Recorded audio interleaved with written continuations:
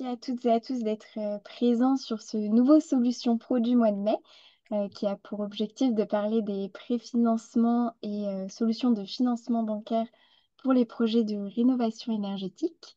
Donc, pour faire un petit point avant de commencer, donc comme c'est un webinaire, votre caméra n'est pas activée et votre micro non plus, mais vous pouvez poser toutes vos questions dans l'onglet questions-réponses ou bien dans l'onglet discussion et on prendra un temps pour pouvoir y répondre à la fin. Et donc, aujourd'hui, pour ce Solution Pro, j'ai la chance d'être accompagnée de François Millet, qui travaille chez Domo Finance, et de Madame Claire Dagnogo, de chez Procivis. Et donc, l'objectif de ce webinaire, c'est un peu de faire le point sur tous les systèmes de financement et de préfinancement qui existent. Parce qu'en fait, nous, à l'Agence parisienne du climat, on accompagne beaucoup les copropriétés, on les conseille dans les dispositifs d'aide financière pour les travaux de rénovation énergétique qui existent. Mais c'est vrai que la grande difficulté pour une grande partie des copropriétés, bah, c'est de pouvoir avancer les fonds pour les travaux, puisque les aides sont toujours versées à la fin. Et donc, c'est pour ça qu'on va voir ensemble quelles stratégies ils peuvent adopter. Et donc, pour ça, rapidement, je vais vous présenter l'Agence parisienne du climat et ensuite, je vais laisser la parole à nos intervenants pour qu'ils nous présentent leurs différentes solutions. Et puis, on fera un peu un temps d'échange si on a le temps sur les perspectives du système de financement et un temps de questions-réponses. D'un point de vue logistique, les supports de présentation vous seront envoyés par la suite et notre webinaire sera rediffusé sur la page YouTube. Donc, s'il y a des choses que vous aurez besoin de revoir, bah, il n'y aura pas de souci, vous pourrez y aller. Et donc, rapidement, sur l'Agence parisienne du climat, donc, on est une association à mission de service public qui a été créée en 2011 par l'initiative de la ville de Paris, avec le soutien de l'ADEME et de la métropole du Grand Paris. Et elle a pour objectif de mettre en œuvre les plans climat de la ville de Paris et de la métropole du Grand Paris. Aujourd'hui, l'Agence parisienne du climat, c'est le guichet unique de la rénovation énergétique dans Paris intramuros et on fait partie des espaces France Rénov'. Donc, une grande partie de notre travail est là pour vraiment accompagner les Parisiens et les Parisiennes à la rénovation énergétique, à la fois des copropriétés et à la fois au niveau individuel, notamment via l'espace France Rénov'. Mais à l'Agence parisienne du climat, on mène aussi de nombreuses actions tout au long de l'année en lien avec l'adaptation et l'atténuation au changement climatique, notamment sur les thématiques de la ville dense, de l'habitat et de l'énergie. Mais si vous voulez en savoir plus, n'hésitez pas à aller faire un tour sur notre site internet. Et donc, pour pouvoir correctement accompagner les copropriétaires, on utilise la plateforme Coach CoPro, qui est une plateforme nationale pour la rénovation énergétique. Et il y a plein de ressources sur la plateforme Coach CoPro, notamment un centre de ressources avec plein de documentation, à la fois pour les professionnels et pour les copropriétaires. On a des exemples de copropriétés rénovées avec des fiches projets où il y a le détail des travaux qui ont été faits, des maîtres d'œuvre ou architectes ou AMO qui ont été engagés sur le projet. Et on a aussi tout un annuaire de professionnels pour que les copropriétaires puissent faire appel à des professionnels affiliés pour leurs travaux ou bien pour réaliser des diagnostics. Et à l'échelle des professionnels, il y a également une newsletter dédiée, qui est la newsletter Fil CoPro. Et via Coach CoPro, il y a également des formations qui sont réalisées pour la rénovation énergétique. Et donc, on a un annuaire spécifique pour les professionnels. Donc, c'est l'annuaire Coach CoPro, où on redirige souvent les copropriétaires pour qu'ils puissent trouver un professionnel affilié et qui réponde au cahier des charges. Et donc, les solutions pro, comme ce webinaire d'aujourd'hui, donc c'est un rendez-vous mensuel pour tous les professionnels. L'objectif, c'est que vous puissiez rester informés sur les évolutions en fonction des thématiques qui sont choisies ou sur des innovations en termes de rénovation énergétique. Donc, vous avez toutes les informations sur le site internet de l'Agence parisienne du climat avec les prochains événements. Les replays, comme je vous l'ai dit, sont sur notre page YouTube. Et donc, sans plus tarder, je vais donner la main à Monsieur Millet pour sa présentation. Alors, est-ce qu'on voit correctement? Là, on voit Je sais pas parfaitement pour bien, toi. ouais. Ouais, on voit parfaitement bien? Ok, super, Voilà, nickel. bien. Merci, Lara. Bonjour à toutes et à tous. Donc, je m'appelle François, François Millet. Comme Lara vous l'a dit, moi, je représente Domo Finance. Donc, je vais prendre la parole sur trois sujets. En préambule, vous présenter Domo Finance, qui nous sommes, ce que nous faisons, nos dispositifs en termes de solutions de financement, donc pour accompagner la rénovation énergétique en copropriété. Vous présentez le déploiement qu'on propose d'organiser pour porter les opérations de rénovation associées au financement, hein. Et puis évidemment échanger avec vous sur les questions, les sujets que vous souhaiterez développer. Donc, en premier point, l'organisation du réseau copropriété de Domofinance. Donc, ce qu'il faut savoir, c'est que Domofinance, donc on est une société spécialisée dans le financement des travaux de maîtrise de l'énergie liés à l'habitat. Alors pour ceux qui ne connaissent pas Domofinance, ça va être plus clair. Donc on a deux actionnaires qui sont BNP et EDF, hein. Donc on est une petite start-up qui a vu le jour il y a un peu plus de 20 ans, en 2003, hein. On propose des solutions de financement exclusivement pour la rénovation énergétique, que ce soit à titre particulier, pour le sujet qui nous intéresse aujourd'hui, donc en copropriété, pour les syndicats de copropriété, en accompagnant les différents acteurs, l'APC, Procivis, tous les acteurs concernés et impliqués de manière massive donc dans la rénovation énergétique. Voilà, donc à ce titre, rapidement vous indiquer qu'on est organisé avec un réseau commercial terrain, hein. C'est-à-dire qu'en Île-de-France, vous avez un interlocuteur qui est à votre disposition pour échanger sur le contenu et vos réflexions pour entamer un projet de rénovation énergétique. Et on a aussi, en complément, une équipe de responsables commerciaux, de commerciaux qui se trouvent à côté de Rouen, à Isneville, hein. Donc, une équipe commerciale qui accompagne tous nos partenaires dans la relation pour l'étude d'une demande de financement après un vote en assemblée générale, donc jusqu'à son financement et qui est là au quotidien pour accompagner nos partenaires, les copropriétaires, les syndicats de copropriété sur ce qu'on appelle la prévente, c'est-à-dire toutes les questions qui peuvent être posées, hein, donc concernant un emprunt collectif, une solution de financement qui aura été mise en place donc pour accompagner le syndicat de copropriété. Voilà donc en deux mots donc qui nous sommes, comment on est organisé pour arriver au cœur du sujet qui nous intéresse aujourd'hui, donc le financement de la rénovation en copropriété. Donc l'idée, c'est de vous présenter, hein, de manière, je l'espère, simple et compréhensible pour vous, donc les solutions de financement qu'on propose donc en copropriété. Encore une fois, et ça, ce sera à développer par Claire tout à l'heure, donc en complément, en accompagnement des aides et du préfinancement, donc pour ce qu'on appelle le reste à financer finalement, hein, le budget qui échappe aux aides et qui va permettre donc à chacun des copropriétaires pardon, d'avoir une solution pour s'engager dans un projet de rénovation. Voilà, donc ce qui est important de bien avoir à l'esprit, c'est que la rénovation en copropriété permet d'avoir accès à des solutions de financement qu'on ne retrouve que pour finalement des copropriétés, des syndicats de copropriété, donc des personnes morales. On appelle ces solutions des emprunts collectifs, hein. Voilà, donc on a tous, le plus ou moins, au cours de nos parcours de vie, recours à des financements pour acheter une voiture, financer une voiture, ou un frigidaire, ou un meuble, un canapé confortable pour regarder ma chaîne YouTube et la PC. Donc, et on a aussi la possibilité de recourir à des emprunts collectifs pour avoir une solution qui va nous permettre de régler et de payer le reste à financer pour nos quotes-parts travaux. Donc l'emprunt collectif, donc qui permet donc, comme on vous l'indique sur cette page de manière synthétique, il permet donc d'avoir une solution qui va concerner tous les travaux qui concernent des parties communes, qui vont faire l'objet d'un vote en assemblée générale, de différentes résolutions donc de vote en assemblée générale, hein. Donc on va les trouver ces emprunts collectifs sous deux formes, sous deux familles, hein. Un éco-PTZ collectif ou un emprunt collectif traditionnel, on va le voir juste après. La différence entre les deux concerne la nature des travaux donc, qui seront financés, quoi, hein. Voilà, donc l'emprunt collectif, on va le voir aussi tout à l'heure, donc il présente comme avantage d'être sécurisé par une garantie caution. On va parler tout à l'heure des aides, donc il y a aussi la possibilité donc d'associer à cet emprunt collectif la valorisation des certificats d'économie d'énergie par un de nos deux actionnaires qui s'appelle EDF.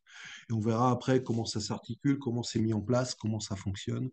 Une fois que souverainement les copropriétaires en assemblée générale ont pris la décision de s'engager sur un projet de rénovation et ont voté donc les dits travaux. Voilà, donc on peut avancer un petit peu pour rentrer dans le détail de l'offre produit. Donc je vous ai parlé d'emprunt collectif sous forme ou d'éco-PTZ ou d'emprunt collectif classique. Bon, ce qu'il faut avoir à l'esprit, c'est que qu'on s'oriente sur l'un ou l'autre de ces deux emprunts collectifs, la formule est la même, l'architecture est la même, les caractéristiques, les avantages sont les mêmes. C'est-à-dire qu'imaginons que nous tous qui sommes connectés, qui nous parlons aujourd'hui, soyons en assemblée générale.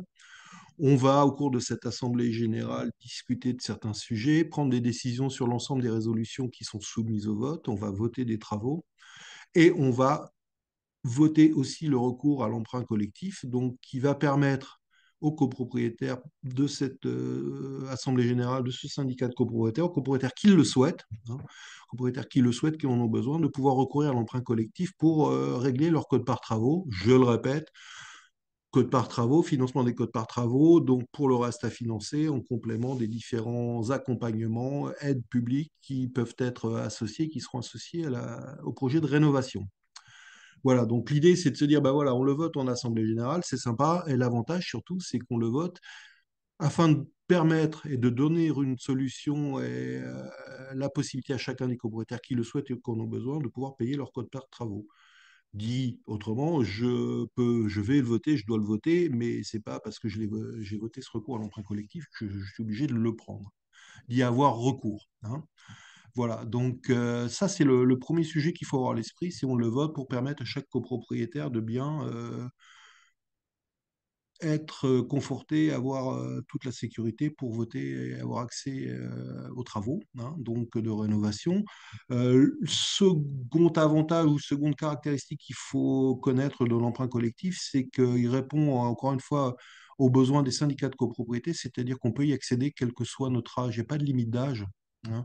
Ça, c'est un élément aussi qu'il faut bien avoir à l'esprit. Il n'y a pas de limite d'âge, c'est-à-dire que on on peut être en assemblée générale et être un heureux senior et voter et avoir recours à l'emprunt collectif.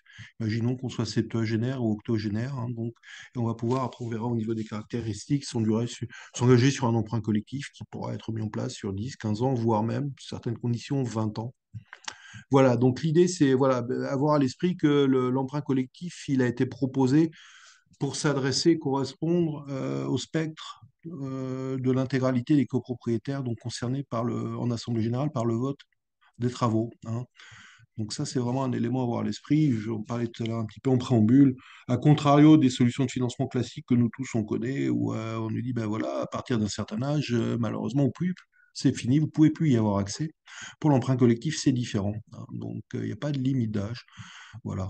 Donc, deuxième point important. Et troisième point, lui aussi important, je vous l'ai aussi dit précédemment, donc l'emprunt collectif, il présente comme avantage d'être sécurisé par une garantie caution, hein. Voilà, ça veut dire que on sait tous qu'en copropriété, il y a le sacro-saint principe de solidarité, hein.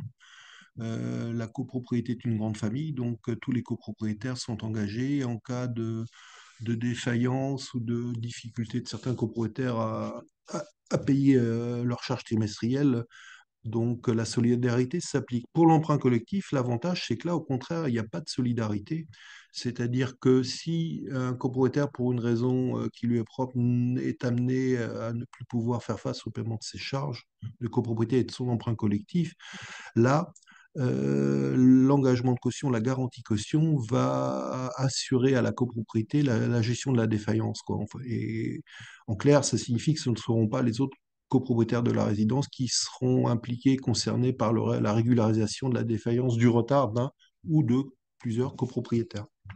Voilà, ça c'est aussi un élément qui est important d'avoir la connaissance des copropriétaires, quoi, hein. Donc on est sécurisé, on vote l'emprunt collectif, on adhère à l'emprunt collectif, hein, c'est facultatif, on adhère si on le souhaite. Par contre, qu'on adhère ou pas, on est sécurisé. Ce ne seront pas, le cas échéant, les autres copropriétaires de la résidence qui seront concernés si pour une différentes raisons je ne pouvais pas payer mes charges. Voilà. Hein, c'est important de le rappeler, puisqu'on s'engage quand même sur des emprunts collectifs sur des durées qui peuvent aller jusqu'à 20 ans, des périodes longues. Et sur ce type d'engagement plutôt long, donc bah voilà, il peut se passer plein de choses. Donc voilà, c'est sécurisant et c'est un élément engageant le jour de l'Assemblée générale, donc au moment de la prise de décision, quoi, hein. Donc c'est-à-dire, voilà, l'emprunt collectif, il sécurise tout le monde. Encore une fois, je le rappelle, l'emprunt collectif intervient pour le reste à financer en complément des différents dispositifs accessibles et proposés aux copropriétaires pour les accompagner et les aider donc dans le calcul de leur budget pour le paiement de leur quote-part.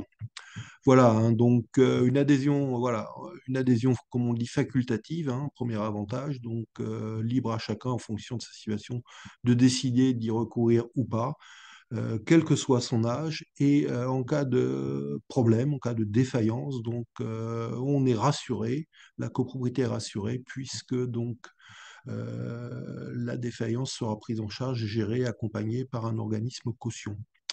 Voilà vraiment dans les grandes lignes ce qu'il faut avoir à l'esprit sur l'emprunt collectif au niveau de son mécanisme, comment ça marche, quels sont les avantages, hein, donc pour prendre cette décision donc le jour dans l'Assemblée générale. Parce que voilà, et on en parlera tout à l'heure, hein, mais en Assemblée générale, on doit préparer l'opération, la présenter, bien expliquer donc comment fonctionne, hein, l'emprunt collectif pour que les copropriétaires alors après, certains parmi vous, j'espère, me feront mentir, on parle d'une solution de financement qui jusqu'ici reste encore un peu méconnue, quoi. Donc, et on s'applique à informer l'ensemble des acteurs. Bon, la PC connaît par cœur, Procivis aussi, quoi, mais c'est important de porter à la connaissance des syndicats de copropriété, des conseils syndicaux des copropriétaires, ces modalités de financement qui se veuillent encourageantes et facilitatrices donc pour déclencher des prises de décision de rénovation en copro. Voilà au niveau des avantages, donc on peut poursuivre, cher Lara, si vous voulez. Voilà, donc une fois qu'on a en tête le mécanisme, comment ça marche et quel est l'intérêt de prendre les décisions d'y aller, voilà, donc là, l'idée, c'est de présenter voilà, l'éco-PTZ collectif, voilà, de manière un petit peu nomenclaturale. On dit, voilà, un éco-PTZ collectif, un emprunt collectif pour les travaux de rénovation qui concernent des parties communes. Bah, il y a deux familles, quoi, hein. Donc, il y a l'éco-PTZ collectif, donc, qui va permettre d'inclure donc le financement de tous les travaux qui concernent les économies d'énergie.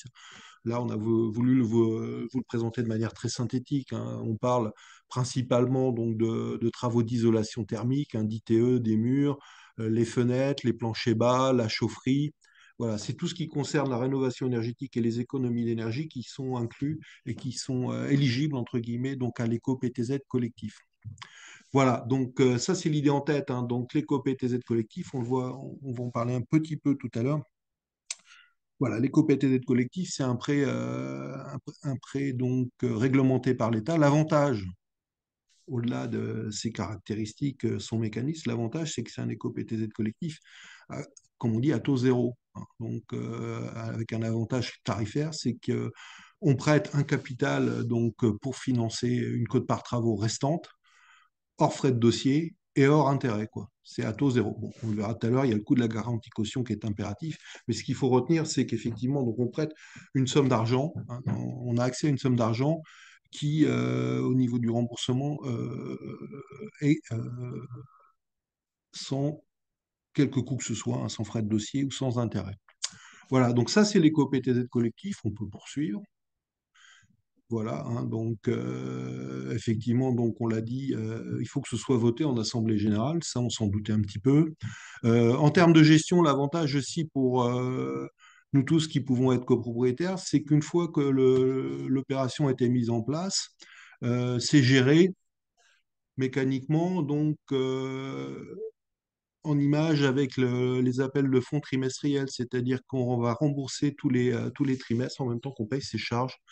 le montant de notre quote-part individuelle, donc en fonction de la durée du financement qui aura été mis en place. Donc on n'a rien d'autre à faire finalement, hein. Donc on n'a rien d'autre à faire donc que de lire son appel de charge et voir la clé de répartition qui indique quel est le montant du remboursement trimestriel, quoi.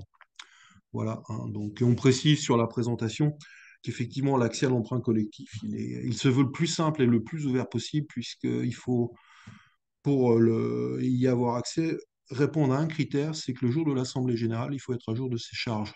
Les charges ah, approuvées le jour de l'Assemblée générale sur les annexes. Voilà, donc c'est un processus qui se veut simple et le moins discriminant possible. Quand je suis copropriétaire, je suis à jour de mes charges.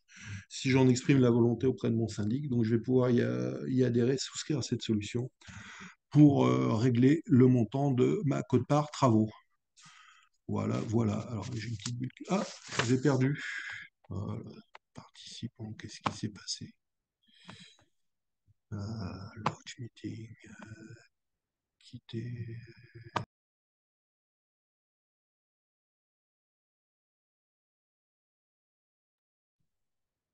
Je crois qu'on a perdu Monsieur Millet. Ah, oui. Vous avez votre micro éteint, Monsieur Millet. Hmm. Il est encore éteint, votre micro, si vous avez la possibilité de le rallumer.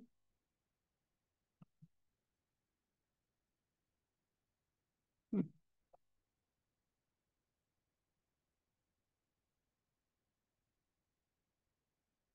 Oui, Monsieur Millet, vous Oh, et avez là, votre... voilà. Oui, là, ça y est, c'est bon, c'est C'est parfait. bon. Voilà, voilà, c'est ça, quoi. Donc, ah, vous m'entendez là ou pas?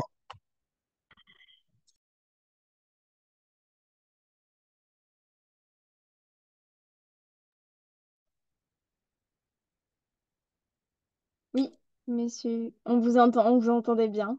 Ouais, ouais, voilà, me revoilà. Donc, oui, je reprends le fil, hein. J'ai été trahi par la technique, je suis revenu.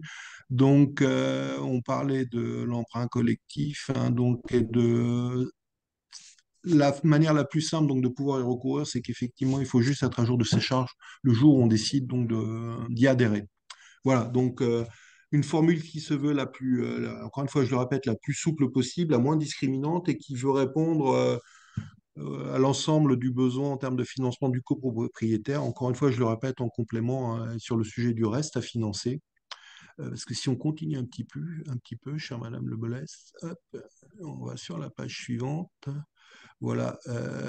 Donc là, je vais passer rapidement, hein. Donc l'éco-PTZ, je vous l'ai dit, il est réglementé. Donc en fonction de la nature des travaux, en fonction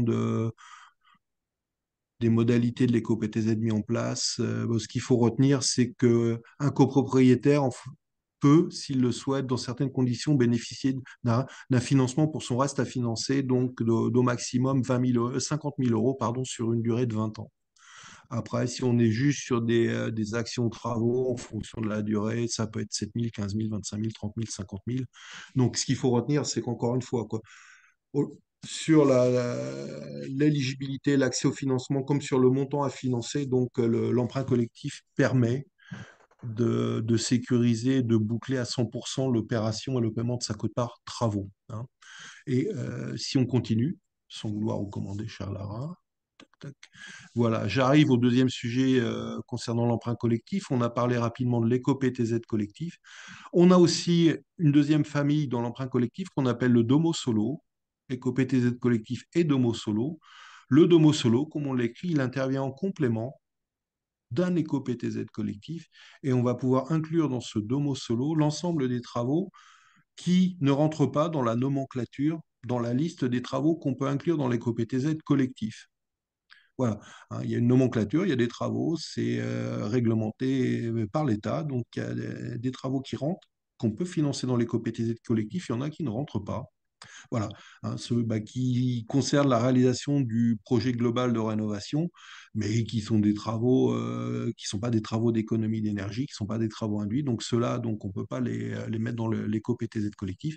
Donc là, on les met dans un deuxième emprunt collectif qu'on appelle le Domo Solo. L'idée, c'est de répondre à 100% de l'enveloppe à financer, hein, donc sur le même schéma, la même durée, avec la même organisation, les mêmes dates de prélèvement, de remboursement, pour avoir donc, encore une fois, je me répète, le budget bouclé. Juste en résumé, en moyenne, nous, ce qu'on observe sur l'ensemble des opérations qu'on porte, c'est que sur des projets de rénovation énergétique votés sur lesquels on accompagne les copropriétaires sur le reste à financer, on a à peu près en moyenne 2 tiers des travaux votés qui sont financés dans les co-PTZ collectifs et le dernier tiers, là par contre, on va le retrouver donc dans le Domo Solo. L'idée est de se dire, voilà, il faut qu'on ait une solution pour 100% des travaux qui soient votés. Voilà, hop, on peut toujours continuer. Voilà. Et pour faire en sorte que personne ne puisse se retrouver avec une solution qui ne lui serait pas agréable, conforme à ses souhaits, au-delà de l'emprunt collectif, pour ceux qui pourraient le souhaiter, on peut aussi proposer une solution de financement non plus sous forme d'emprunt collectif, mais sous forme de prêt personnel. Hein. Le prêt personnel copropriété, ça c'est une solution spécifique qu'on porte et qu'on propose chez Domo Finance. Là, vous l'avez compris, le copropriétaire qui va y recourir sera lui directement le copropriétaire adhérent au financement, ce ne sera plus le syndicat de copropriété, quoi. L'idée, c'est de voilà, dire en complément, on peut aussi, monsieur madame le copropriétaire, vous proposer ce type de solution.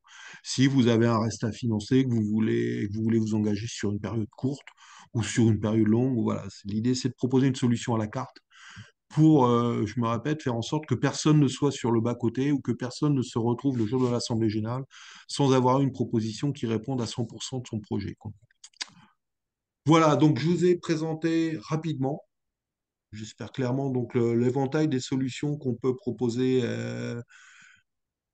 à un syndicat de copropriété. Donc, pour encourager, c'est avoir l'ensemble des informations, des moyens à sa disposition, donc pour le paiement de ses codes par travaux. Après, il y a un dernier point, si on peut continuer, un dernier point sur lequel on insiste et qui est primordial donc dans la réalisation d'un projet de rénovation énergétique, c'est ce qu'on vous a écrit sous forme de libellé le déploiement opérationnel, c'est-à-dire que Claire et puis Lara peuvent aussi le développer, c'est qu'un projet de rénovation, c'est un projet qui s'inscrit dans le temps, hein. On parle de DPE, on parle de plan pluriannuel de travaux, la loi climat et résilience, les obligations qui sont en fonction de l'étiquette énergétique, les obligations de rénovation. En clair, on est sur des projets de rénovation qui, en règle générale, s'inscrivent dans une temporalité qui est très étendue, hein. Donc, on peut aujourd'hui, en conseil syndical, imaginons en 2025, commencer à parler d'un projet de rénovation, quid du DPE, du plan pluriannuel. On va se revoir en 2026, on va en reparler, on va se dire bah, peut-être qu'il faut qu'on réfléchisse aussi à interroger des entreprises pour récupérer des devis travaux. Et peut-être que ce sera en 2027 ou en 2028 qu'on prendra là la décision souverainement en Assemblée générale de voter des travaux de rénovation, accompagnés de l'ensemble des dispositifs permettant donc de régler, de financer ces travaux. Ça, voilà, c'est pour ça qu'on dit avant l'Assemblée générale, pendant l'Assemblée générale, après l'Assemblée générale, il y a un accompagnement qui vraiment s'inscrit dans le temps, qu'on se veut le plus personnalisé, qu'on veut le plus personnalisé possible, pardon. Hein. Donc, le jour de l'Assemblée générale, donc, on aime aussi participer à l'Assemblée générale pour présenter le projet, parce que chaque opération est différente. Et puis après l'Assemblée générale, évidemment. Donc, il y a tout un accompagnement organisé, mis en place avec les différents acteurs, hein, la PC, les syndics, les assistants à maîtrise d'ouvrage, les procivis, les différents organismes concernés par le portage du projet. On travaille ensemble, hein, donc pour faire en sorte donc, que l'ensemble des copropriétaires voient le projet se réaliser, et l'accompagnement financier se réaliser dans les meilleures conditions et selon les engagements proposés auprès de chacun. Voilà ce que je peux vous dire rapidement. J'espère avoir Très tenu le bien, timing, hein, messieurs, dames. parfait. Voilà. Sur ce que Parfait. Domo Finance, donc spécialisé dans le financement des copros. Bon, il n'y a pas grand monde hein, sur ce marché-là à l'heure actuelle, malheureusement encore, hein, donc au niveau des établissements qui proposent ce type de solution. Donc, ce qu'on propose, encore une fois, dans une organisation globale, hein, où, je le répète, il n'y a pas que nous, hein. Nous, on est là pour le reste à financer. Il y a tous les acteurs qui préparent le projet, qui organisent le projet jusqu'au vote en Assemblée générale. Et il y a aussi donc les enfin, les autres acteurs qui vont intervenir donc sur les sujets plus spécifiques. Et là, je vais transmettre la parole, je vais rendre la parole sur le sujet de l'accompagnement et de la gestion des aides, quoi. Très bien. Voilà. Bah, merci beaucoup, Monsieur Millet. Alors, peut-être qu'on peut, juste avant de passer à la présentation de Claire, on peut se permettre quelques questions. Il y avait une question qui portait sur le montant des prêts que vous avez indiqué. Est-ce que Hmm. c'est des montants qui sont hors taxes ou toutes charges comprises? On parle de montant TTC. Ok, Hmm. très bien. On travaille, on étudie les demandes de financement sur la base de devis TTC. Ok, très bien.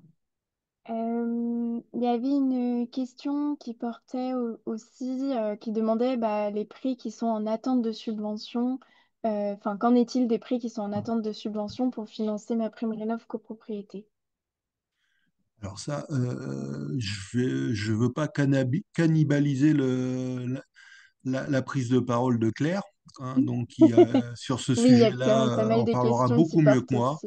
hein, Bon, donc c'est bien. c'est pas que je refuse la question, loin de là, hein, donc mais je pense que Claire sera la meilleure personne pour aborder ce sujet-là, n'est-ce pas, Claire? Ok, très bien. Faut que je Il y avait mette mon des micro. questions. Parfait. Alors, il y avait une question aussi sur, vous avez parlé d'Homo Solo. Est-ce qu'il y a des conditions d'âge pour d'Homo Solo ou c'est comme pour Non, les prêts? Non? le sujet de l'âge est le même, hein. Ok. Quand on parle de pas de limite d'âge pour avoir accès à un emprunt collectif, c'est l'emprunt collectif, que ce soit l'éco-PTZ collectif ou l'emprunt collectif complémentaire qu'on appelle le domo solo, quoi. L'accès et le fonctionnement est le même pour l'un et pour l'autre, quoi. Hein, Ok. on ne dira jamais à un copropriétaire, vous pouvez effectivement bénéficier de l'éco-PTZ collectif, mais vous ne pouvez pas bénéficier du domo solo, comme je l'ai dit. L'idée, c'est vraiment d'arriver, d'inscrire notre brique dans le projet, dans sa globalité, quoi. Donc, pas de discrimination entre les deux offres, quoi. Ok, très bien. Et au niveau des documents qui sont demandés pour pouvoir Hmm. obtenir ces prêts, on Alors, peut avoir une liste assez rapide, succincte. oui, alors, c'est pas une liste à l'après-vert, hein. Retenez juste qu'effectivement, donc après que l'opération ait été présentée en Assemblée générale, qu'elle ait été votée, que les travaux ont été votés, que l'ensemble du dispositif financier a été présenté, voté en Assemblée générale sur le sujet des financements d'homofinance de l'emprunt collectif. On a effectivement quelques documents donc qu'on va demander, qu'on va gérer. Alors ça va être ou le syndic, ou l'AMO, ou l'organisme qui gère la relation avec les décideurs côté syndicat de copropriété qui vont récupérer ces documents pour nous les transmettre. Donc, mais retenez que voilà, les documents dont on a besoin, ce sont le procès-verbal de l'Assemblée générale, les annexes approuvées le jour de l'Assemblée générale, les devis des entreprises donc retenus le jour de l'Assemblée générale pour réaliser les travaux. Après, il y a quelques documents qu'on confectionne de notre côté, qu'on fait suivre et qui doivent nous être retournés signés par le syndic le jour où on va réaliser le financement. Je ne rentre pas dans les détails, mais voilà, concernant donc le syndicat de copropriété, c'est ça qu'il faut retenir. On a besoin du PV, des annexes principalement, hein, les devis. Voilà, donc et après quelques documents qu'on confectionne de notre côté, mais pour étudier une demande de financement, voilà, PV, annexe, devis. Est-ce que je réponds clairement à la question? J'espère. Bah, je pense que oui. On prendra les autres questions après. Là, on va passer quand même à la présentation de Claire. Alors, pareil, quand vous voulez que je change les slides, n'hésitez pas. J'ai combien de temps, Lara? Bah là, il est 18 h. On peut se dire 25 minutes à peu près. Ok, très bien.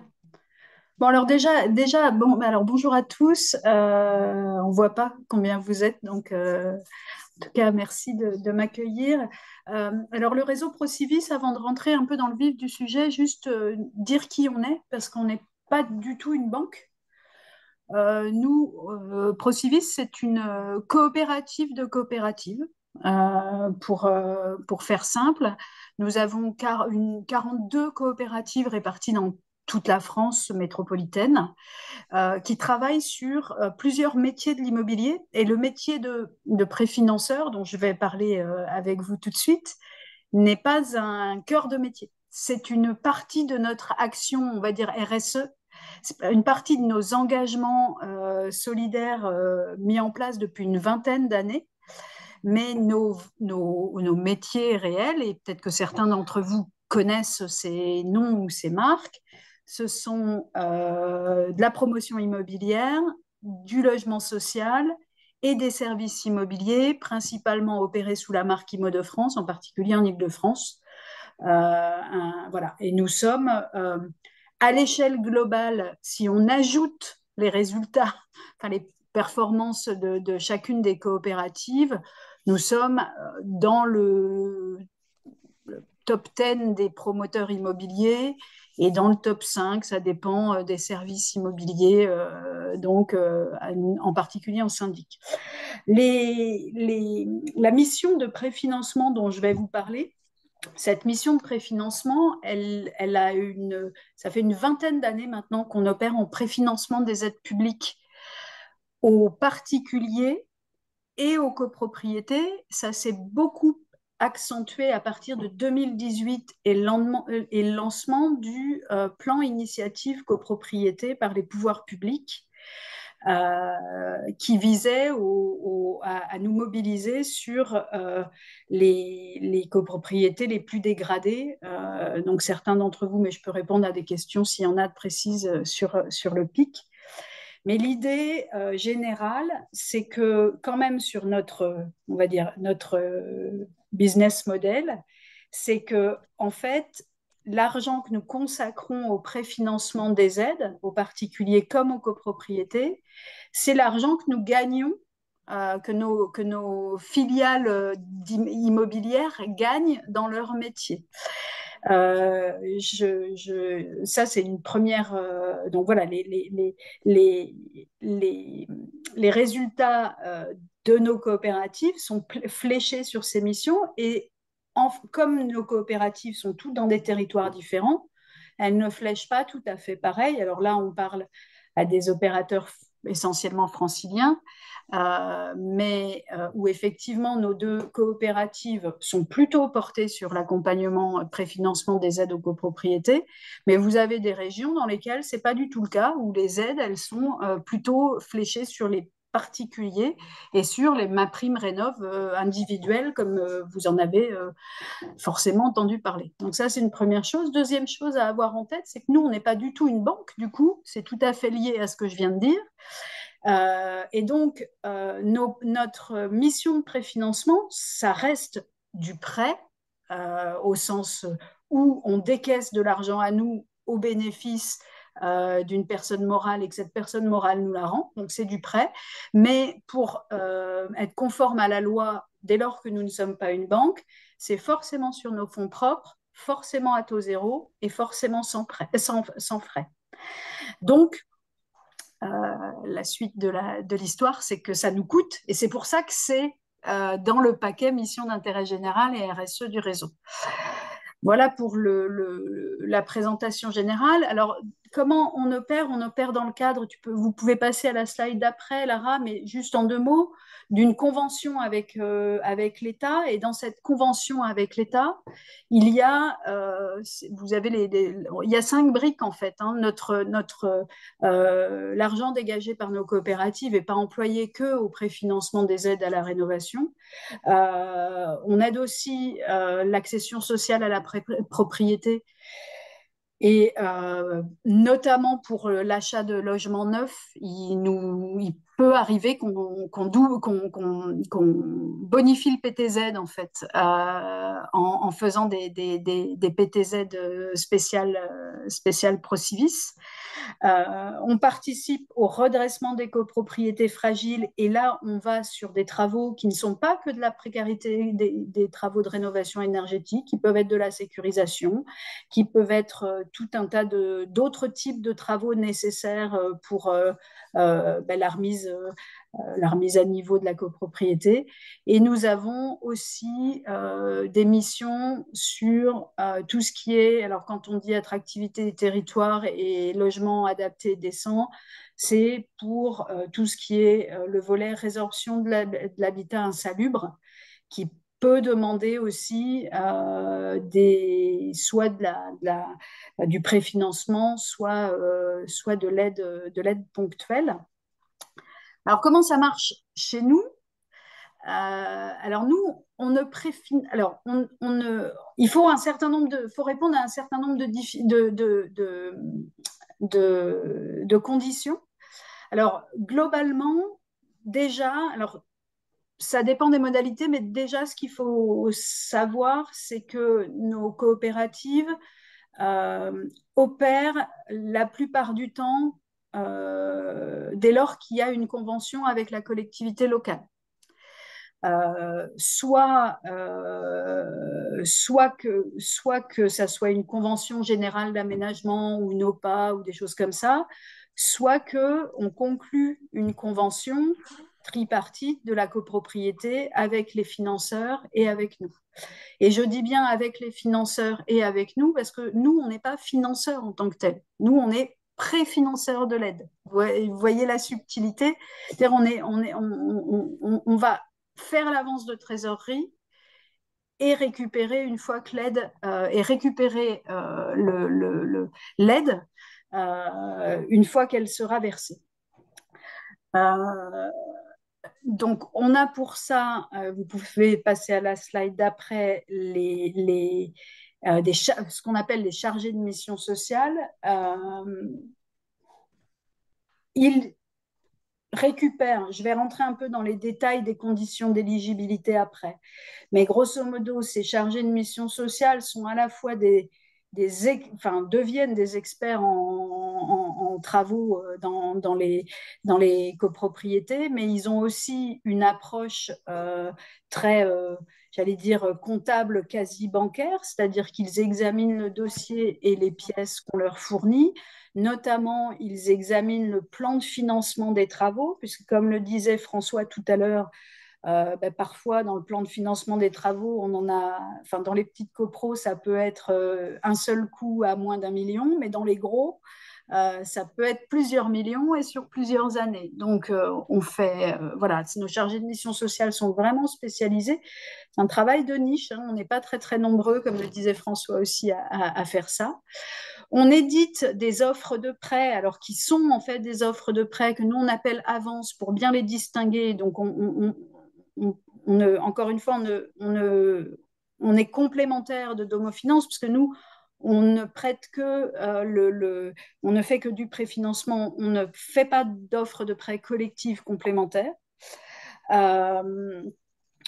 Quelques exceptions près, vous le verrez tout à l'heure. En particulier, non, je peux le dire maintenant, en particulier quand dans une copropriété, on a un ou deux ménages ou quelques ménages qui présentent des difficultés à accéder à un emprunt bancaire avec un emprunt bancaire classique, on peut faire jouer nos prêts individuels pour débloquer les situations de vote, par exemple, choses comme ça. Mais c'est plutôt à la marge quand on conduit un dossier.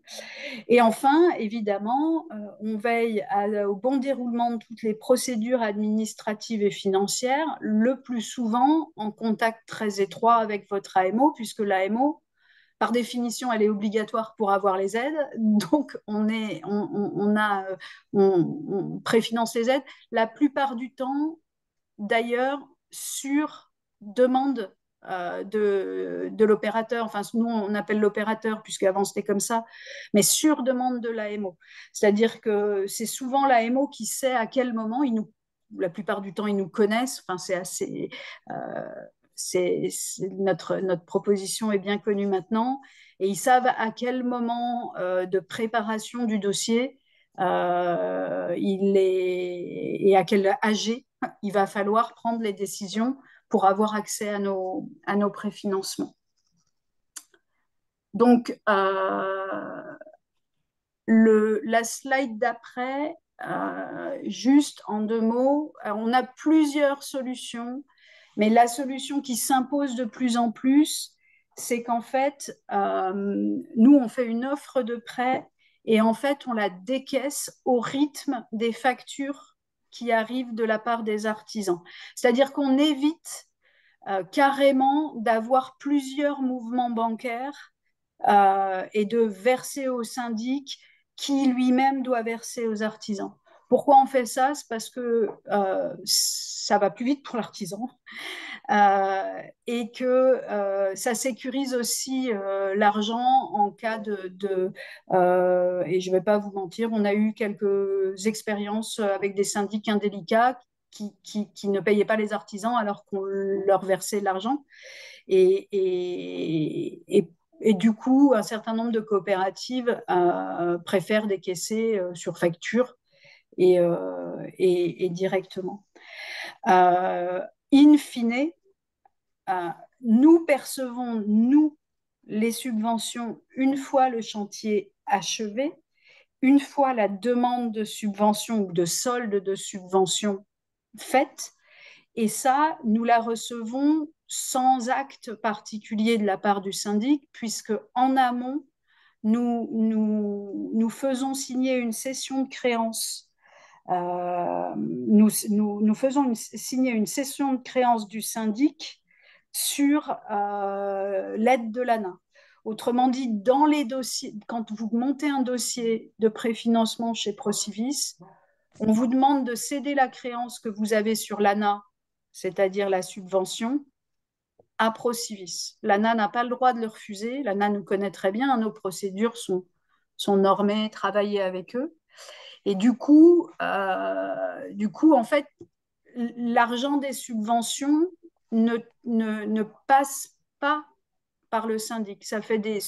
Ça permet une agilité et une rapidité plus simple. Évidemment, en revanche, ça nécessite qu'il y ait des relations très étroites d'accompagnement entre le gestionnaire et nous, et l'AMO, et qu'il y ait des rendez-vous réguliers pour savoir où on en est, etc., etc. D'où l'emploi et d'où l'affectation d'un chargé de mission sociale sur ces sujets dans chacune des coopératives. Je vais rentrer maintenant un peu dans le détail Moi, j'ai découpé, mais j'ai même découpé un peu trop là, parce que je vois que mes difficultés les lettres ont sauté aussi. Globalement, les copropriétés éligibles sont plutôt les copropriétés sous dispositif public. Pourquoi je dis plutôt? C'est parce qu'en fait, c'est le gros de notre machine. En fait, c'est le gros des dépenses qui sont conventionnées avec l'État. Il n'est pas interdit qu'on préfinance des aides à une copropriété qu'on dit saine, en tout cas pas identifiée comme fragile, mais comment dire, le rang dans la pile est peut-être un petit peu... voilà, on a des engagements auprès de l'État vis-à-vis des copropriétés en difficulté ou ces dispositifs publics qui font qu'on regarde en priorité ces dossiers-là. Donc, les travaux qui sont préfinancés sont les travaux de rénovation énergétique dans toutes les copropriétés éligibles à ma prime Rénov-Copro, mais aussi les travaux de mise en sécurité d'urgence, de sortie d'insalubrité je crois que c'est mon correcteur en anglais parce que difficulté est à nouveau mal écrit, donc il n'a pas aimé. Voilà. Et en fait, nous préfinançons aussi toutes les autres aides locales. Dans un certain nombre de territoires, les aides ne sont... En fait, les collectivités les collectivités abondent les aides de l'ANA. Et nous, sous réserve, comme je l'ai dit tout à l'heure, qu'on ait une convention avec la collectivité pour ça, effectivement, on peut préfinancer les aides de la collectivité qui en tant qu'organisme public, est dans la même situation que l'ANA, c'est-à-dire que elles doivent, enfin, leur règlement d'avance et d'acompte est très très serré et souvent même ils font même pas ni avance ni acompte au niveau des collectivités. Voilà, je vois qu'il y a des questions, mais peut-être je les reprendrai une fois que j'arriverai à la fin. Évidemment, donc nous, pour opérer, il faut que les travaux soient votés et les subventions notifiées, puisqu'on fait le préfinancement de subventions. Donc dans l'offre, on préfinance un montant. On demande à ce que les entreprises disposent d'un cautionnement bancaire. Ça, c'est pour éviter l'histoire des retenues de 5% en fin de travaux. Qui du coup peuvent rallonger parfois de manière un peu pénible la clôture des travaux. Chaque subvention préfinancée donne lieu à l'établissement d'une cession de créance, c'est ce que je vous disais. Donc, alors cession de créance du syndicat des copropriétaires représenté par son syndic et à la SACICAP. Quand je dis SACICAP dans mes slides, c'est le nom, c'est l'acronyme pour nos coopératives. Hein, voilà. C'est à l'exclusion de toute autre forme d'engagement, c'est-à-dire que la cession de créance, c'est un acte sous seing privé qui vaut, dont la force légale est la plus protectrice pour tout le monde. Aucun des financeurs, ni la collectivité, ni l'ANA, ne peut s'y opposer. Donc, c'est ce qui rend les choses très simples pour nous. Vous pouvez, donc ça, c'est les copropriétés éligibles. Avant les travaux, j'ai la slide d'après, où là, ça nécessite un vote en AG pour autoriser la souscription d'un prêt, parce que, encore une fois, c'est du préfinancement, mais ça reste un prêt. Un vote autorisant la signature d'une ou plusieurs cessions de créances s'il y a une ou plusieurs aides préfinancées. La signature d'une convention de préfinancement, donc ça, je vous en parlais tout à l'heure. La collecte du reste à charge effectuée par le syndic sur le compte travaux et nous demandons aussi à ce que les demandes d'avance à l'ANA et aux autres financeurs soient faites. Autrement dit, quand l'ANA propose des avances et des acomptes, Procivis n'a pas vocation à préfinancer ces avances et ces acomptes. Procivis a vocation à préfinancer la subvention en totalité, moins les avances que vous pouvez percevoir. Voilà. C'est pour éviter que vous perceviez 2 fois des avances et qu'il y ait un peu de trésorerie sur les comptes syndics et moins de trésorerie chez nous. Pendant les travaux, donc, le syndic, sur la base de ce dont il dispose, verse les premiers acomptes aux entreprises. Et après, et nous, on considère que par principe, nos décaissements interviennent qu'après la mobilisation des fonds sur le compte travaux. La réalité, ce qu'on observe aussi, c'est que chaque cas est particulier, donc le chargé de mission sociale adapte évidemment les versements en fonction du déroulé.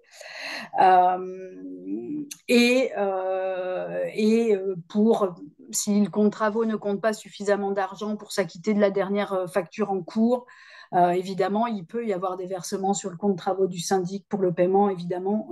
Ça, c'est tout à fait envisageable. Nous, on est assez souple sur les modalités de décaissement. Dès lors qu'on a les moyens de suivre, j'allais dire au jour le jour, mais ça ne se passe pas comme ça, mais étape par étape, la réalisation des travaux. Donc, le syndic ou l'AMO nous transmet les factures conformes au devis, lesquelles ont été demandées dans les pièces originelles de l'établissement du préfinancement. Et nous débloquons, après vérification, et signature, vérification par le syndic, le maître d'œuvre et l'opérateur. En fait, on fait ceinture et bretelles partout. Euh, le, le, je l'ai précisé là. En fait, il se peut, voilà, la tendance est en train de majoritairement aller vers le paiement direct des entreprises, mais il se peut, et en fonction du montant des travaux, que ça soit plus simple de tout verser d'un coup. Enfin voilà, encore une fois, il y a des marges d'adaptation au cas par cas. Et ben, je suis à pendant les travaux et je crois que j'ai une dernière slide sur après les travaux à laquelle je tiens beaucoup parce que, en fait, nous, côté Procivis, ne pouvons être payés que dès lors que les démarches sont faites et que l'opérateur et le syndic ont bien appuyé sur le bouton du paiement de la demande de solde. C'est un vrai sujet chez nous parce que souvent, bah, une fois qu'on est à la fin des travaux, on oublie cette demande de solde, mais nous, on ne l'oublie pas parce qu'on a prêté l'argent. Euh, et en fonction, puisqu'il arrive souvent, alors c'est jamais des sommes très très importantes, mais bien évidemment que si il y a un décalage entre la subvention à attribuer et le préfinancement, eh bien on a juste soit Procivis reverse immédiatement les sommes que nous avons perçues en trop, soit on met en on met en amortissement en fait le reste du prêt en disant au syndic ben voilà, vous avez reçu moins de subventions, il vous reste un delta sur le prêt vous avons consenti, il vous reste un delta, je dis n'importe quoi, de 40 000 euros. Nous pouvons le mettre en amortissement sur telle et telle durée, et ça fait l'objet de négociations entre nous et le syndic. Voilà, j'ai vu quelques questions, mais du coup, je ne les retrouve plus. Donc, Pas de souci, je les ai notées. voilà. Merci beaucoup pour cette présentation. Il y avait plusieurs questions qui revenaient pour demander si vous préfinanciez également les certificats d'économie d'énergie. Alors, en copropriété, on ne l'a pas fait aujourd'hui. C'est une demande, c'est une demande et c'est une expérimentation qu'on a sur les particuliers en ce moment dans le sud de la France. On a juste un souci avec les C2E, c'est la volatilité des sommes. Et donc, en fait, avec un risque qui pèse que sur nous, enfin, pas que enfin, qui pèse aussi sur la copropriété financée, évidemment, mais in fine, avec une grande chance de lancer le prêt en amortissement. Et nous, il faut savoir que notre enveloppe, elle n'est pas infinie. Donc, en fait, tous les projets qu'on lance, plus vite ils sont terminés, plus vite on peut en financer d'autres. Nous, c'est vraiment un système de circulaire, de coopératif, si vous voulez. Donc, les projets sur lesquels on a des C2E, si on nous demande de les préfinancer, mais qu'on sait qu'en fait cet argent, il va devoir rentrer en amortissement parce qu'on a un gros risque de pas percevoir la somme initialement attendue, nos coopératives sont très très prudentes. Voilà. Il n'est pas dit que ça Ça se puisse pas se comprend. faire, mais c'est compliqué sur les copros. Ok, très bien, merci. Et est-ce que dans le préfinancement, on peut également compter tout ce qui va être frais d'ingénierie, par exemple, d'AMO, Oui, tout à fait. etc. Tout à Ok, fait. très bien. Tout à fait. Euh, On a des lignes spécifiques de préfinancement des études parce que c'est pareil, ça peut représenter des sommes importantes au démarrage. Et oui, oui. En fait dès lors que ça correspond à une aide publique, on peut le faire rentrer dans la case. Vous voyez ce que je veux dire. Quand je dis travaux de oui, sécurisation, tout ça, souvent, c'est pareil. Il y a des aides publiques derrière. Donc, la clé de est-ce qu'on peut, on peut pas, c'est est-ce qu'il y a de la subvention publique. C'est pour ça que les C2E, c'est un peu particulier, parce que ce n'est pas tout à fait de la subvention publique au sens où on l'entend habituellement. ok, très bien. Il y a également une autre question sur les délais que je veux vous poser à vous, Claire, mais également à vous, François, au niveau des délais pour les dossiers, le traitement des dossiers, etc. Est-ce que vous pouvez nous donner un peu un ordre de grandeur? Oui, alors je reprends la parole, Claire. Sur le sujet d'homofinance, si on prend comme point de départ d'un délai le vote en Assemblée générale des différents travaux, des différents financements, de préfinancement, de tout ça, sur le sujet de l'emprunt collectif, le délai moyen, il est entre 6 et 9 mois après le vote en Assemblée générale. Alors je vous donne une moyenne. Après, on le disait tout à l'heure, chaque opération est particulière. Je veux dire, on peut avoir des opérations, on va accompagner une copro éclair où on a quelques centaines de lots, hein, où on est sur des budgets travaux qui vont se chiffrer non pas en centaines mais en millions d'euros, où on va être sur une typologie d'emprunt collectif où il y a différentes actions travaux, une amélioration de la performance énergétique globale. Voilà, vous comprenez tout de suite les enjeux. Si on doit identifier une population d'adhérents sur 500 copropriétaires ou sur 40, le délai de gestion n'est pas forcément le même puisque voilà, il faut faire en sorte que tout le monde réponde dans des délais. Mais retenez entre 6 et 9 mois entre le vote et le déclenchement du virement du montant du financement à destination du syndic qui va gérer la copro, quoi. Voilà. Alors que, Très bien. alors que nous, le sujet n'est pas tant du délai que de l'accord. C'est-à-dire que nous, Oui. notre principe, c'est comme c'est effectivement une activité qui est liée à une enveloppe dont dispose à l'enveloppe des résultats et de la somme dont dispose la coopérative. Euh, Nous, dès lors que l'accord est donné, l'argent, ça veut dire que l'argent existe. C'est-à-dire que, en fait, on peut aller très vite et alors, nonobstant les procédures de vote, d'acceptation et tout ça, à partir du moment où on est engagé, on a donné un go à la copro, ça veut dire qu'on sait qu'on va pouvoir verser l'argent. Donc, il n'y a pas, voilà, question préfinancement des aides, le sujet, il est plus de solliciter votre AMO en amont pour qu'elle sonde la coopérative du ressort de votre territoire et qu'elle s'assure que ça va être possible ou pas, ou à quel moment, parce qu'on se voit par moment devoir refuser des projets tout simplement parce qu'il y en a 10 sur la table et que les 10 précédents n'ont pas encore soldé leurs travaux et donc on n'a pas récupéré l'argent des 10 projets précédents. Donc comme voilà, on fait tourner une enveloppe, évidemment, on peut avoir des décalages de cette nature.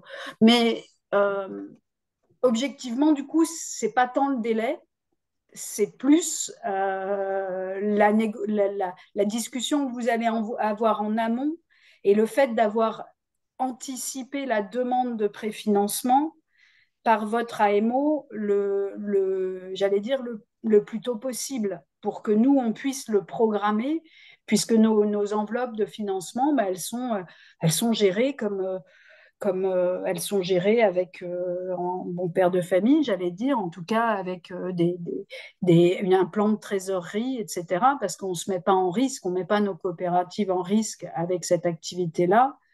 Donc, évidemment, il y a des moments où on va pouvoir dire, bah non, il arrive souvent qu'au début de l'été, là, on puisse plus s'engager pour la fin de l'année, mais on dise, c'est possible parce que la copro des oiseaux va être soldée d'ici l'automne et donc on va récupérer l'argent de cette copro-là. Vous voyez, ça tourne chez nous. Très bien, merci.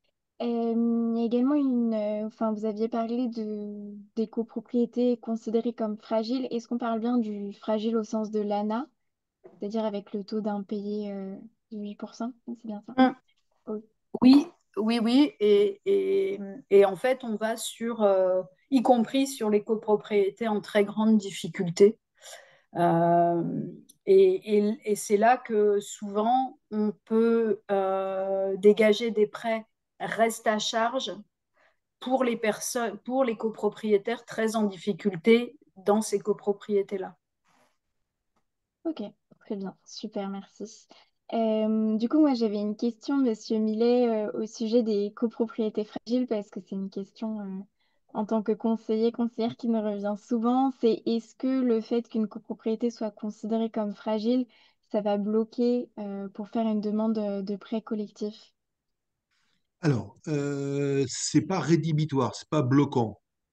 Ok, Donc, ce qu'on s'applique à faire, donc, je l'ai dit un peu tout à l'heure, c'est travailler sur le projet, découvrir le projet bien le plus tôt possible avant qu'il arrive à présentation au vote en Assemblée générale. Et on peut être consulté, travailler avec des acteurs concernés sur des copros ou fragiles ou avec un taux d'impayé de 10-15%. Enfin, vous voyez quoi. Après, voilà, il faut regarder à l'unité, il faut essayer de comprendre. On arrive à intervenir sur des copros qui ont un taux d'endettement supérieur à 8%. A contrario, on ne sait pas financer des copros en plan de sauvegarde, par exemple. Alors ok, pourquoi? Puisque je vous l'ai dit tout à l'heure, un emprunt collectif, il est garanti par une caution. Bon, la caution qu'on porte, nous, qui est associée au financement, c'est pas Domofinance, l'organisme qui garantit, qui cautionne. C'est un organisme indépendant de Domofinance et du groupe BNP. Et à l'heure actuelle, les cautionneurs, donc les établissements caution sur le marché, ne garantissent pas les copros en plan de sauvegarde. Voilà, ok. donc évidemment, les copros en plan de sauvegarde, on ne sait pas les accompagner pour le moment. Après, j'ai envie de vous faire une réponse de Normand. Voilà, qu'est-ce qu'on comprend par copro fragile, quoi? Il faut regarder, voilà, il faut discuter, bien échanger avec le gestionnaire et tout. Voilà, on a des modèles de copro qui peuvent avoir des taux d'impayés qui, de manière brute, sont élevés, mais quand on regarde le contenu, c'est lié directement à un, 2, 3 ou 4, 5 copropriétaires qui ont un gros retard sur un nombre de lots qui n'est pas forcément très important. Après, il peut y avoir des lots en cours d'adjudication, en procédure d'adjudication depuis 1 an, 2 ans. Vous voyez, chaque cas se regarde à l'unité. Donc, plan de sauvegarde, non. Après, on regarde. Je vous dis, je fais une réponse de Normand, hein, mais de manière brutale, non. On ne dit pas non comme ça de manière systématique, loin de là, mais il faut qu'on comprenne bien, quoi. Et on doit échanger et bosser avec le syndic, avec l'AMO, enfin bref, quoi. On veut comprendre avant, quoi. Bien souvent, on a des explications, quoi, hein. Donc, encore une fois, le parcours d'une copro, c'est pas toujours un long fleuve tranquille, donc il faut aussi comprendre ce qui se passe, ce qui s'est passé, pour savoir comment on peut s'engager sur des périodes quand même de 10, 15, voire 20 ans, quoi. Je sais pas si j'ai Très bien bien, répondu, merci. hein. Oui, oui, c'était parfait, merci beaucoup. Là, on est sur un schéma un Euh, peu différent du schéma Procivis, si vous voulez, clairement, quoi, hein. Donc, Moi, j'avais une question un peu sur l'avenir du système de financement des projets de rénovation énergétique parce que notamment en 2023, il y avait eu un projet de banque de la rénovation qui avait été un peu inspiré de la banque publique allemande qui était passée, enfin, qui avait été examinée au Sénat, à l'Assemblée nationale et qui n'avait pas abouti. Mais ça a été remis à l'ordre du jour en novembre 2024 par la ministre du Logement. Et du coup, je voulais avoir un petit peu votre avis sur cette idée de banque de la rénovation énergétique. Claire, par exemple, je ne sais pas Alors moi, je si vais vous avoir un pouvez... avis un peu particulier. Effectivement, je peux donner des éléments de contexte. La mission, donc la ministre a missionné deux sénatrices, Amel Gacquer et j'oublie le nom de la deuxième, et elle me pardonnera, j'espère, et notre président Yannick Borde, donc président du réseau Procivis, pour en mission flash en fait pour établir un rapport de proposition sur la création d'une banque de la rénovation. L'idée de départ, c'est de se dire c'est se dire d'abord que il y a un vrai manque des banques sur le sujet prêt collectif aux copropriétés. En fait, il y en a deux. Il y a Domo Finance et Caisse d'épargne Île-de-France, pour ceux qui connaissent déjà, alors qu'opèrent en dehors de l'Île-de-France. Mais c'est quand même très peu par rapport au potentiel. Donc l'idée, c'est de massifier et l'idée, c'était aussi de simplifier. Donc derrière ça, il y a euh, comment est-ce qu'on fait pour qu'il y ait une seule et même porte d'entrée auprès d'un service qui pourrait être distribué par différentes banques. Le meilleur exemple pour illustrer le schéma, c'est Crédit Logement. Crédit Logement, en fait, c'est une association, enfin, c'est pas une, je ne sais plus quel est le statut exact, mais c'est plusieurs banques qui sont réunies dans un organisme de cautionnement.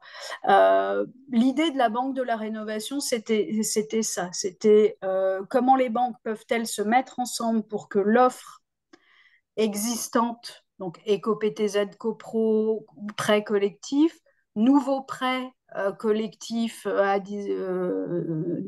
la loi de 2024, comment est-ce que voilà, le chemin pour les syndics et les copropriétaires peut être simplifié et pour autant qu'ils gardent leur opérateur bancaire, etc., etc. La mission devait finir en février. Je crois qu'il y a eu un point d'étape la semaine dernière et finalement les conclusions de la mission n'arriveront qu'en juin. Donc je peux pas trop. Moi j'étais persuadée Pas de de pouvoir vous souci. raconter plus de choses, mais la réalité c'est que ben, la réalité, c'est que on se trouve face à deux mondes où enfin, François a mis le doigt sur le vrai sujet, qui est le cautionnement bancaire et la garantie. Forcément, forcément, c'est un objet sur lequel butent un certain nombre de banques.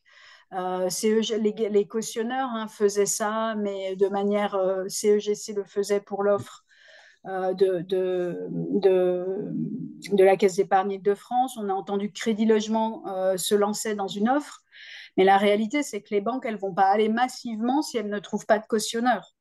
Donc, aux dernières nouvelles, c'était un peu ça le point de blocage, avec un sujet du coup de cautionnement d'État, en tout cas de cautionnement général d'accès au fonds de garantie. Et évidemment, l'accès au fonds de garantie rénovation énergétique de l'État, ça présente un coût, mais pour l'État. Donc voilà, vous avez, donc vous voyez où je veux en venir. C'est quelque part, c'est entre guillemets, comme on dit chez nous, à l'arbitrage des différents ministères. Donc, conclusion devrait arriver en juin et ce sujet de quel niveau d'engagement l'État va mettre s'il souhaite cautionner les travaux de rénovation dans des copropriétés. Je crois que pour, euh, pour les banques, c'est le sujet du taux d'impayé, enfin le sujet du taux d'impayé existe, mais il est secondaire. S'ils n'ont pas de caution, de toute façon, même pour une copropriété qui va très bien, ils n'iront pas. Voilà les éléments de réponse que je peux apporter à ce stade du point de vue de quelqu'un qui a suivi un peu les dossiers. Et évidemment, tous les acteurs de la rénovation des copros, donc ça c'est le monde bancaire, et je parlais d'une autre catégories d'acteurs qui sont les opérateurs historiques, les Solia, Urbanis, etc., qui vous accompagnent, mais aussi les représentants des syndics, l'UNIS, la FNAIM, tout ça, sont, elles, bien évidemment, pour le déploiement de ce type de services communs. Voilà, donc... C'est bien, merci beaucoup. Est-ce que, Monsieur Millet, vous voulez rajouter quelque chose par rapport à ça ou Non, partager je ne peux que confirmer ce que Claire vient de dire, quoi. C'est un peu le paradoxe, hein. C'est-à-dire qu'on voit tous, on sait tous qu'il y a des enjeux majeurs en termes de rénovation énergétique, qu'il y a des besoins urgents en termes de rénovation énergétique. On parlait de la loi climat-résilience. Il y a quand même plus de 600 000 copros immatriculés, quoi, hein. Donc, à l'heure actuelle, les pouvoirs publics communiquent maintenant. En- Moi, si je prends ma casquette d'établissement financier de Domo Finance, il est clair que les deux acteurs sur le marché peuvent pas, à eux deux, répondre à tous les besoins des copros en France en termes de rénovation énergétique pour le moment, quoi, hein. Donc, on parlait de la Banque des territoires.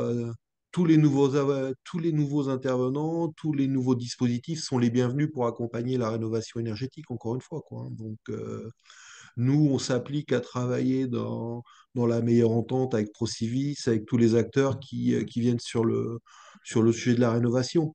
On parlait à titre d'exemple, Claire faisait référence au dispositif la loi qui a été publiée en mai 2024, hein, sur l'emprunt collectif, j'ai envie de dire sur l'adhésion inversée. Finalement, on dit, ben voilà, on n'a plus besoin de manifester son expression d'adhérer à un emprunt collectif. Là, le dispositif, l'avantage, c'est que ceux qui vont ne pas souhaiter adhérer à l'emprunt collectif doivent le manifester. Je résume. Bon, on va fêter la première année de la publication de ce dispositif. Je pense que tous les acteurs regrettent pour le moment qu'on ne soit pas allé plus loin, qu'il soit pour le moment pas opérationnel, quoi. C'est ça, quoi. Encore une fois, il y a un besoin, hein. Donc, Procivis, Domo Finance, la Caisse d'épargne, tout le monde s'applique à apporter les meilleures solutions, quoi. Mais on a besoin de dispositifs innovants qui vont permettre de fluidifier et d'accélérer la rénovation, quoi. C'est clair, quoi. Très bien. Merci beaucoup. Euh, Est-ce que Claire voulait rajouter quelque chose ou c'est bon, je vois pas forcément d'autres questions non plus dans le chat. Non, Guillaume Macher, qui est le directeur général de Procivis et qui a suivi cette mission, évidemment, avec notre président, me faisait un petit coucou, donc je l'ai associé là. C'était le bon moment. Et Nous il saluons était avec Guillaume. la ministre la semaine dernière, donc peut-être qu'il vous en dira un tout petit peu plus que ce que je vous ai dit. Non, bah, simplement vous partager qu'on va remettre les conclusions de la mission au ministre de l'Économie et à la ministre du Logement le 24 juin. Ok, Et que voilà, on a identifié une série de problématiques, mais dont vous avez, il n'y a pas de scoop, hein. On a plutôt essayé d'objectiver les choses, c'est-à-dire d'abord objectiver le volume de financement nécessaire pour suivre le bon rythme de rénovation, à la fois rénovation énergétique, mais aussi rénovation, amélioration de l'habitat, mais aussi adaptation au vieillissement, mais aussi adaptation au changement climatique. Donc, on a essayé d'identifier sur ces 4 marchés ce que pouvait être l'évolution 2030. Et ensuite de quoi, dans notre discussion avec les différents acteurs, et notamment avec les acteurs bancaires, on a essayé de comprendre ce qui permettait peut-être d'accroître un petit peu le volume de financement. Disons, les marchés sur lesquels les acteurs bancaires se sentaient tout à fait à l'aise pour déployer une offre voilà, par leurs propres moyens et de manière autonome, je dirais. Et puis, sur quel marché il y avait peut-être opportunité à coopérer à mutualiser du service, voilà, de manière un peu lapidaire, c'est ça le sens de la mission. Et donc, sans trahir de grands secrets, ce qui nous apparaît, c'est que c'est sans doute autour de la copropriété que voilà, les principales marges de progrès sont possibles, en même temps que le préfinancement, qui reste un sujet clé dans la massification de la rénovation, notamment énergétique. Et puis, on a aussi identifié un besoin assez fort autour de la garantie de performance des travaux, dont on sent bien qu'elle pose difficulté à des acteurs bancaires qui financent des choses, mais dont ils ne peuvent pas s'assurer qu'elles produisent les effets escomptés. Et y compris, il y a des établissements bancaires qui offrent le DPE de sortie à leurs clients. Et malgré la gratuité, ça ne marche pas. Donc voilà, là, on a un petit truc à trouver. Voilà, de manière très schématique, hein, j'en suis désolé. Et puis j'arrive comme ça en pirate à la fin de la réunion, alors que je suis sûr que vous avez dit des Pas de tonnes de souci. choses bien plus intéressantes. Mais euh, C'est déjà très gentil de venir nous partager ça. Du coup, affaire à suivre le 24 juin. voilà. Et, ben écoutez, je pense qu'on va pouvoir mettre fin à ce Solution Pro. En tout cas, je vous remercie encore une fois d'être venu et puis pour ces deux interventions très Merci à vous. riches.